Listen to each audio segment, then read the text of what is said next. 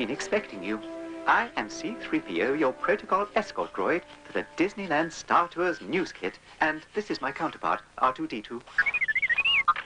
Let me assure you, our journey through Disneyland's newest adventure is designed to be a most enjoyable one, a pleasant change from my past experiences. I am here at the Star Tours pre-boarding area, next to one of the Star Speeders which has just returned from an eventful voyage. It does seem to have been rather battered, but don't worry. The craft you'll be travelling in will be first-rate, with the possible exception of your pilot, Rex. I'm afraid he's a little fresh off the assembly line, if you know what I mean, but he'll improve, I hope. Yes, R2, don't be so impatient. I was coming to you next. Your flight to the moon of Endor will be navigated by R2-D2, who is really quite efficient when he concentrates. But enough of that. I do believe it's time to begin. R2, if you would kindly display the rundown of segments, it would be greatly appreciated.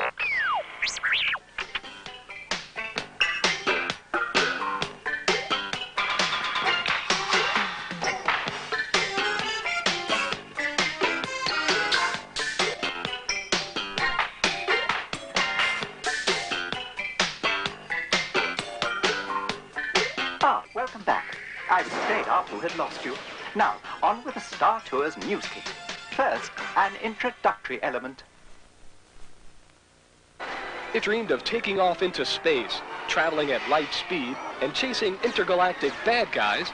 Then Star Tours, the newest Tomorrowland attraction at Disneyland in California, is for you. Some say it's the ultimate thrill experience, and others, well, they're a bit more descriptive. I loved it. It was the most exciting thing I have ever been on. It was really like being there. It was just the best. It was so good. I thought that it was the best attraction in Disneyland. Why? Because it's so fast and it looks like you're really moving. My mom said she knows what it's like because she always rides with my dad. Star Tours is a joint venture between the Walt Disney Company and George Lucas. So they've given me the opportunity to include my characters into that part of the park and try to come up with some new ideas, which is real exciting. It's something, it's a little offbeat from what I normally do, but it's a real exciting creative challenge. Star Tours is based on Lucas's Star Wars films, but at Disneyland, the Star Tours company offers excursions to the moon of Endor. And the supervising droid is this familiar Star Wars character, C-3PO. Due modesty, I don't think they could have chosen a better droid for the job. And of course, I'll be working alongside R2-D2 once more, and while he can sometimes be a little irritating, I must admit we make a splendid team.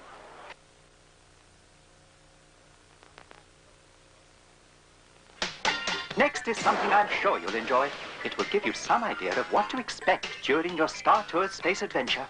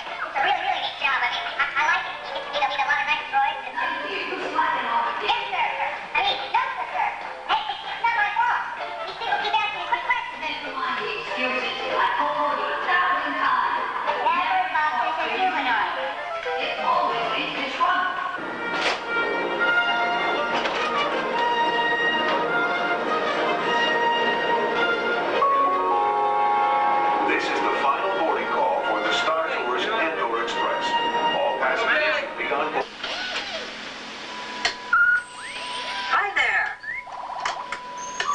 I see they're loading our Navigator R2-D2, and then we'll be on our way. So sit back, relax, and enjoy the flight. Star Tours 45, elevator platform has been activated. Commence final pre-launch. Roger, Control. All status go.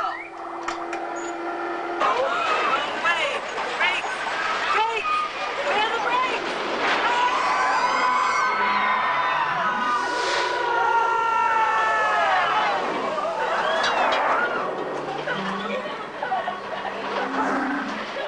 I meant to do that. A little shortcut. R2, light speed to Endor.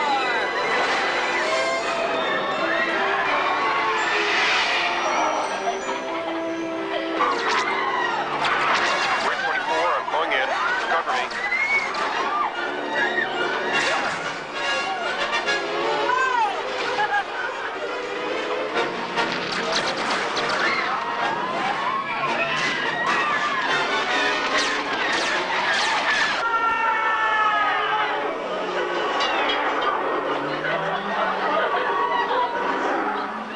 I meant to do that. A little shortcut. R2, light speed to Endor.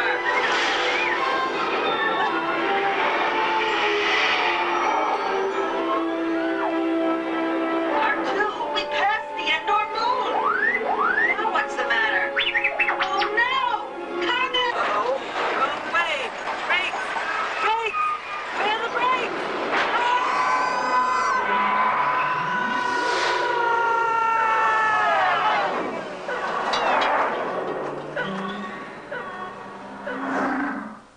I meant to do that. A little shortcut. R2, light speed to Endor.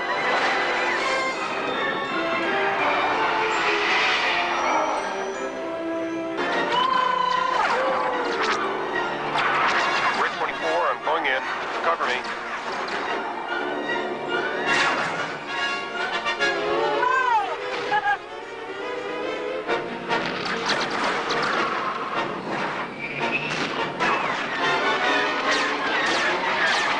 Uh-oh, wrong way. Brakes! Brakes! Where are the brakes?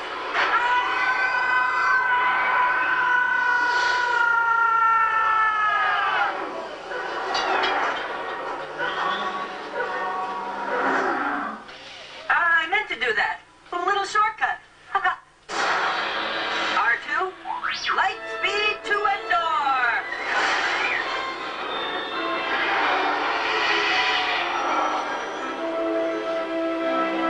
R2, we passed the Endor moon.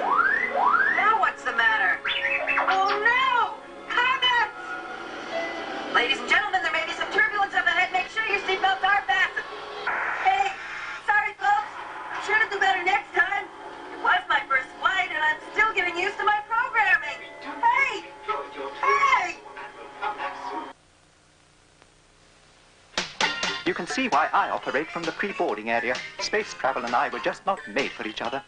Now, our first interview is ready to roll. A few words from a man of some importance, especially to me, Mr. George Lucas.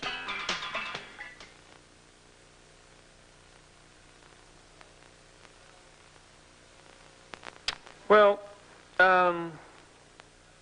for a long time I've been interested in trying to get involved with the Disneyland theme park. And for years I'd discussed it with the management at Disney, and eventually it came about that they accepted my offer to be involved, and that we would sort of combine ideas. I wanted to have an involvement in Tomorrowland. I thought that was a portion of the park that had always been a little less than what it could have been. And so they've given me the opportunity to include my characters into that part of the park and try to come up with some new ideas, which is real exciting. It's something, it's a little offbeat from what I normally do, but it's a real exciting creative challenge.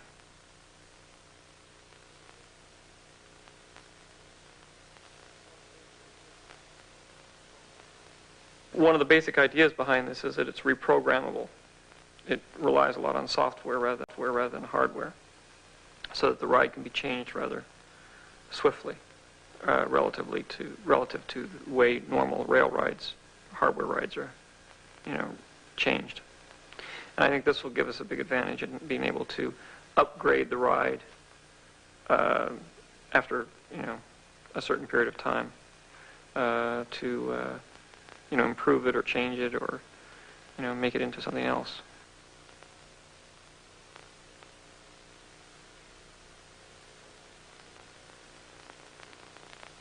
Oh yeah, I'm working on 4 or 5 other projects that will be coming out. Some of them Indiana Jones rides, some others intergalactic adventures. This next segment will give you all the information you need concerning Star Tours. You see, it's a conversation with me. Yes, R2, what is it?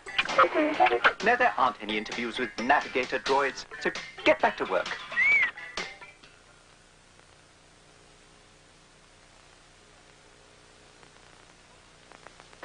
Well, of course, I could give you all sorts of information, but I find that humans far too often pay no heed to my advice. They have this strange desire to find things out for themselves. I will say, however, that while your flight is intended to take you on a leisurely cruise to the moon of Endor, your pilot, Rex, is a little, well, fresh off the assembly line. Suffice it to say, he doesn't possess the expertise that R2 and I have. Therefore, it is possible you may encounter some of the difficulties we had on our flight, although, of course, I was never actually frightened. And I'm sure humans will find it great fun.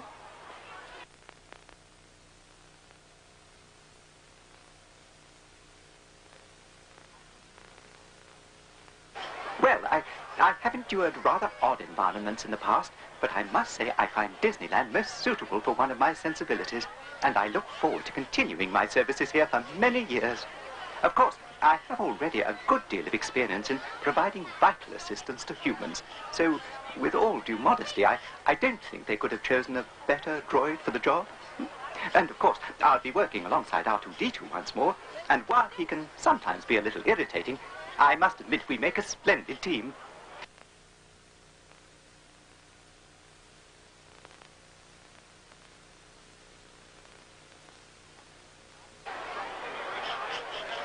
Hello, I know you're going to ask me all about Star Tours, and there's so much to say. Well, first, you must make your way to the spaceport, where there's lots of exciting activity. I myself am usually there, supervising R2 on maintenance. He is also the navigator of your craft. Then, after passing the droid repair shop, you enter the departure area, where you will board your Star Speeder, destination Endor. And don't forget to fasten your safety belt. I've met the pilot, Rex. But look, the best thing is for you to come to Disneyland and see for yourself. Now, please excuse me, I do have to go. I left R2 by himself, and you know what that could lead to. So I must say goodbye. Goodbye. You would think that with all my expertise, I might have attained more airtime. Oh well. Next is an interview with Warren Franklin of Industrial Light and Magic, who turned fantasy into reality. ILM has joined forces with Disneyland to bring you Star Tours.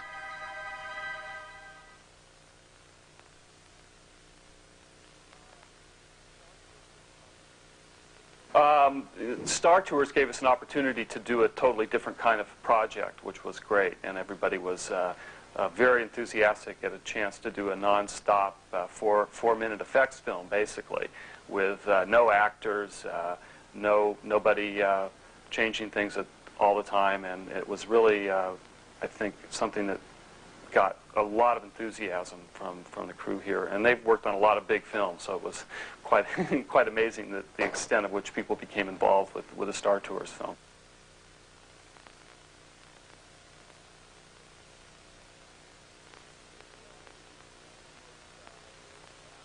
Well, I think we've spent almost a year and a half working on this particular film, and it's since it is all an special effects, 4.5 minutes of it, it's pretty much equivalent of doing a major project like a Star Trek film or a Raiders of the Lost Ark or Star Wars even.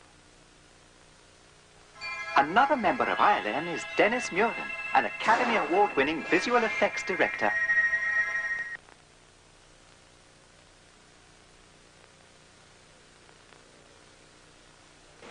I guess I was sort of the effects supervisor, co-director of the work here. We were really working underneath George, and with input, of course, from the Disney Imagineers, Tony Baxter and Tom Fitzgerald on it. And it was sort of figuring out how we were going to make this the film that is projected for the Star Tours ride. And essentially, what the ride is supposed to be is you're with 40 other people sitting in a sort of a little spaceship that's flying off to Endor, the planet Endor, and you're looking out a front window. And so what you're seeing out the front window is all a movie film, but it's not supposed to look like it. And because it's about a 3.5 or 4 minute space trip, we had to shoot a film that was 3.5 or 4 minutes long without any cuts in it, which was a very difficult thing for us to do, and it was a lot of figuring out how we could come up with 3.5 or 4 minutes of film without a cut.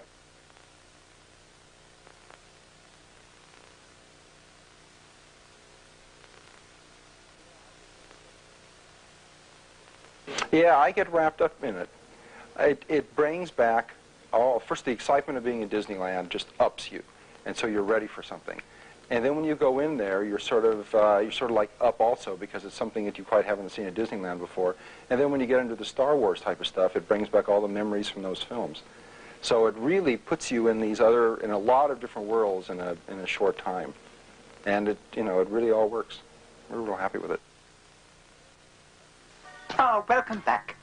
You know, every droid has a programmer who is dear to his memory bank. Mine is our next guest, Dave Feighton, a Disneyland computer programmer.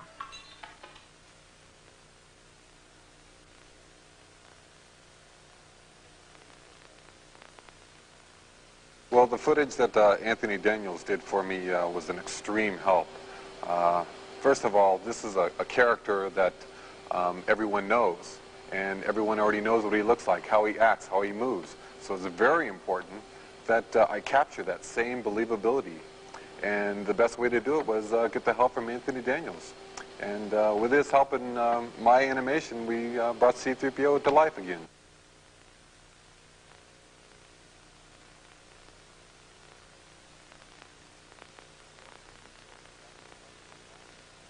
Well, C-3PO is actually probably the longest running animated figure we've ever done, or is. Compared to a pirate, which is about 90 feet of animation, or a Mr. Lincoln, which is 400 feet, C-3PO is actually 900 feet of animation, with 22 moves in all inside of them. Weigh anchor now, ye swabbies. What be I offered for this winsome wench? Stout-hearted and corn-fed she be. Powder by the pound? Shift your cargo, dearie. Show 'em your larboard side. This figure is a little bit newer than what we have all through the park. And what we did here is worked with the University of Utah and their labs there. And what happens there is they make several artificial arms and limbs for different people. And they try and come up with new improvements on artificial limbs. And so what we did is we sent our robot figure out to them and said, what can you do to improve it? And they came up with a new system called the compliance system, which is a little red box that goes on the end of each function or actuator.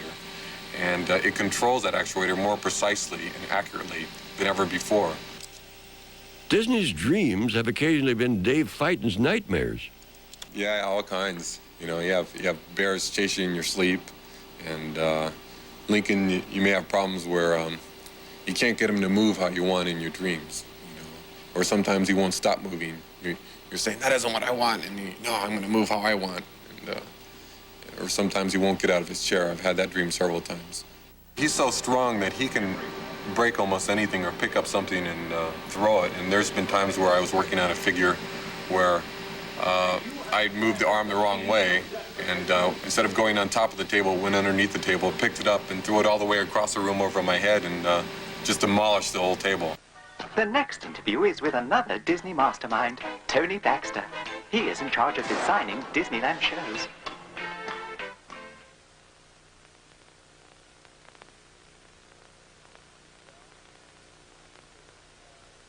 Well, obviously, the first thing that we wanted to do with George was bring about this marriage of Disneyland with the marriage of his product. And Star Tours evolved from the first presentation that we gave to George of a possible ride, and it was a little bit more complicated. You could go every which way and choose your direction. And George said, well, that's great, but what can we do immediately? What can we do to get something going right now? And so we looked around and we found this fantastic device that was in work in the Air Force and in the government to simulate excursions into space, and we thought it was a natural. Here we have the space of fantasy that George had created and combined it with real-world technology that was ready to go. And this will be the first time the general public has actually got to experience something like this, so we're real excited about it.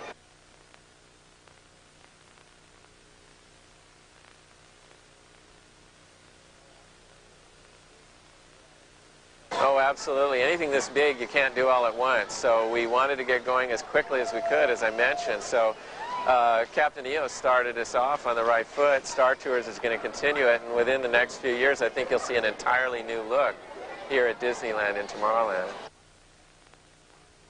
And now our final segment on the Star Tours News Kit, a chat with Tom Fitzgerald, the Star Tours show designer himself.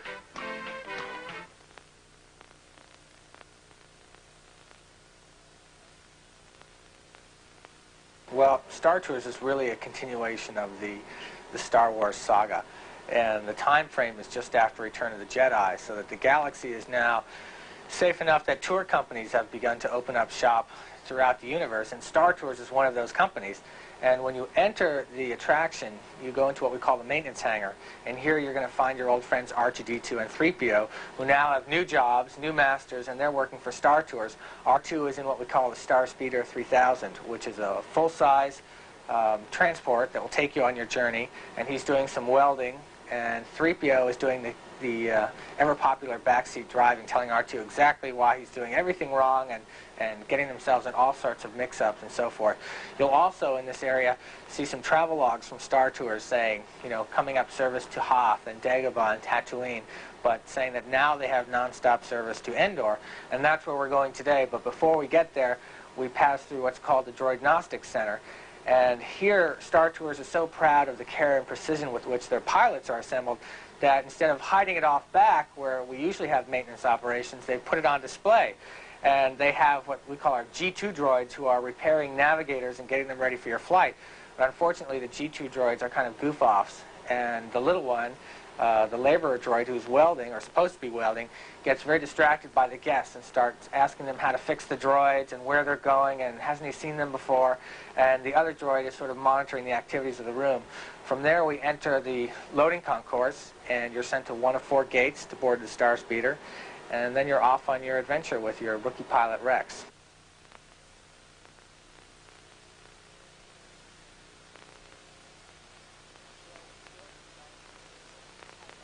Well, when you board the Star Speeder, it will have a lot of the sensations of, recall a lot of the sensations of boarding a jetliner, except now you're boarding a space liner.